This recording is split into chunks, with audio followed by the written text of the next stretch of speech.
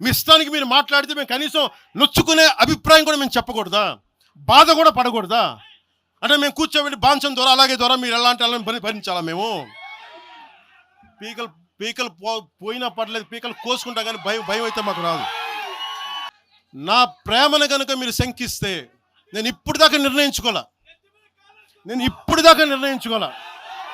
మీరు అంటున్నారు కాబట్టి చెప్తున్నా, తెలంగాణలో జనసేన ఉంటుంది, నేను పోటీ చేస్తా. నేను ఇప్పుడు దాకా ఎప్పుడు అవసరమైతే తెలంగాణలో తిరుగుతాం, నేనే తిరుగుతా, మేమే తిరుగుతాం. ప్రతి సమస్య మీద మాట్లాడతాం, ప్రతి అన్యాయాన్ని ఎదుర్కొంటాం. ఏం మాట్లాడతారు మీరు? ఇది తెలంగాణ భారతదేశంలో అంతర్భాగం, మర్చిపోకండి. తెలంగాణ నా దేశం, మన భారతదేశంలో అంతర్భాగం తెలంగాణ.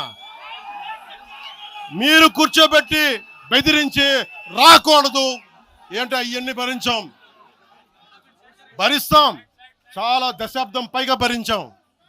దీనికి చర్మాంకం పలుకుతాం మేము. తెలంగాణ ఎవరైతే వ్యతిరేకించారో వాళ్ళందరూ పదవుల్లో కూర్చున్నారు. ఈరోజు కూర్చోబెట్టి తెలంగాణలో ఎవరైతే వ్యతిరేకించారో వాళ్ళు ఎమ్మెల్యేలు అయ్యారు. ఒక్క మాట మాట్లాడలా, కిక్కును మనకుండా కూర్చున్న 12 సంవత్సరాలు. ఈరోజు కాంగ్రెస్ నాయకులు ఎవరో మాట్లాడుతూ ఉన్నారు, నువ్వేమి ఎలా వస్తావు చూస్తామని.